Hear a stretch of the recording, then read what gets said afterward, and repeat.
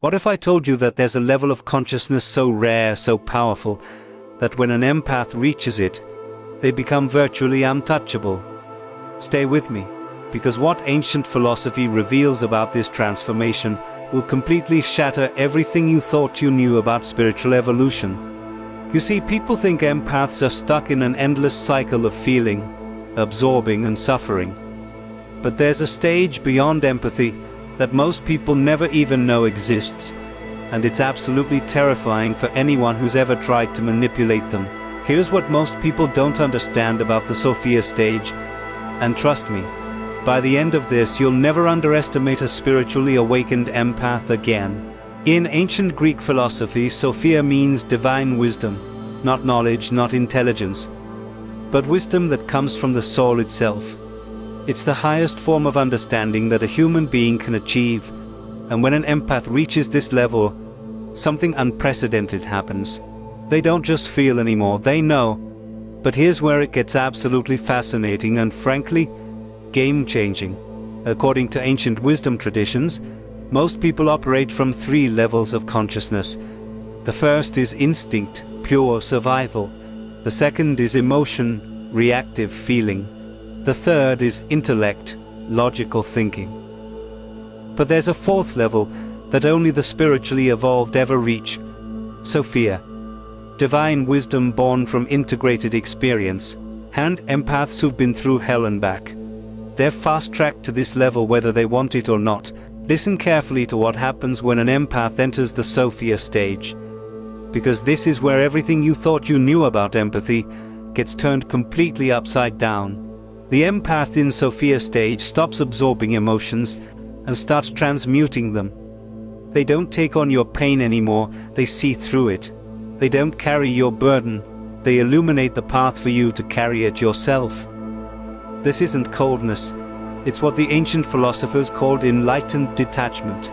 They've learned the difference between compassion and codependency, between helping and enabling, between loving someone and losing themselves in someone. But here's the twist that will blow your mind. This transformation doesn't happen through meditation retreats or spiritual books.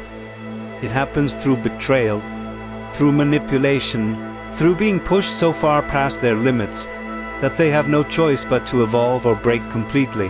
And empaths? They don't break, they transform.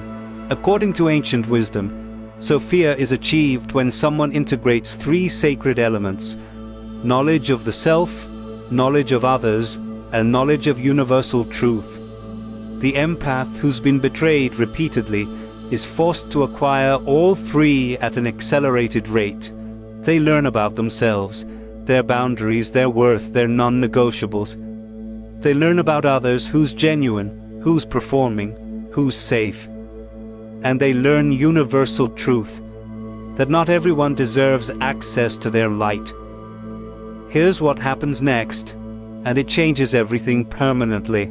The Sophia stage empath develops what ancient philosophers called discernment of spirits.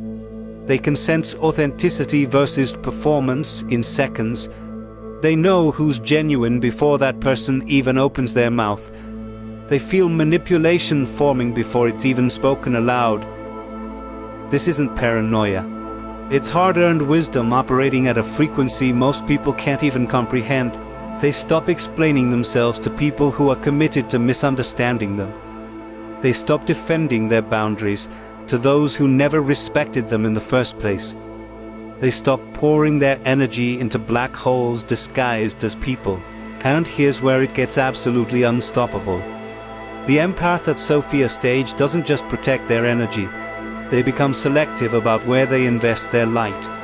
They understand that their empathy is sacred, that their emotional capacity is finite, that their depth is a gift, not a resource to be exploited. But here's the part that will send chills down your spine. According to ancient philosophy, Sophia brings with it something called divine indifference, not cruelty, not apathy, but the ability to witness someone's self-destruction without feeling compelled to save them. The Sophia stage empath can watch you lie and not correct you. They can see you manipulate and not call you out. They can witness your pattern and simply walk away, because they've learned the ultimate wisdom. Some people don't want help. They want an audience for their chaos.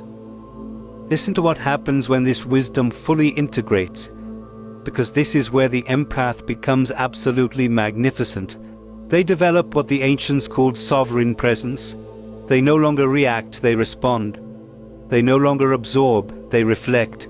They no longer rescue, they allow natural consequences. This isn't the empath becoming cold. It's the empath becoming complete. They've integrated their shadow, they've reclaimed their power. They've learned that saying no is just as sacred as saying yes. But here's where the philosophy gets absolutely fascinating. The Sophia stage isn't the end of empathy. It's the perfection of it. The empath doesn't lose their ability to feel deeply. They gain the wisdom to feel selectively. They don't stop caring about humanity. They start caring about themselves with the same intensity they once reserved for others. Ancient wisdom teaches that Sophia reveals itself through paradox. The Sophia stage empath embodies this perfectly. They're simultaneously the most compassionate and the most boundaried, the most understanding and the most discerning, the most loving and the most selective. They can hold space for your pain without taking it on. They can witness your struggle without fixing it. They can love you deeply while letting you go completely. And here's the moment when everything shifts into absolute clarity. The empath at Sophia stage stops seeking validation from others because they found validation within themselves. They stop explaining their worth because they know it intimately. They stop proving their perceptions because they trust their inner knowing above all external noise. They've reached what ancient philosophers called self-sufficient wisdom. They don't need you to understand them. They don't require your approval. They don't seek your recognition. They've become whole unto themselves. But here's the final transformation that makes them absolutely untouchable. According to ancient wisdom, the highest form of Sophia is when someone can see the divine lesson in every wound, the sacred purpose in every betrayal, the gift hidden in every loss. The Sophia stage empath looks back at everyone who hurt them and feels gratitude, not because the pain was deserved, but because it forced them to evolve into someone they could have never become in comfort. They thank the narcissist for teaching them boundaries.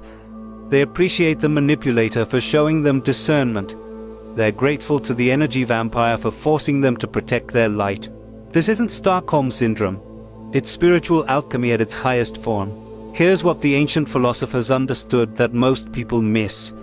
Wisdom isn't the absence of pain. It's pain transformed into purpose. Suffering consciously integrated becomes the foundation of unshakable inner peace. The empath who reaches Sophia stage doesn't just survive their trauma, they transcend it. They don't just heal their wounds, they transform them into wisdom that lights the way for others. They become living proof that sensitivity, when refined by experience and elevated by consciousness, becomes the most powerful force in human existence. This is what happens when an empath reaches Sophia stage. They don't lose their heart, they gain their sovereignty.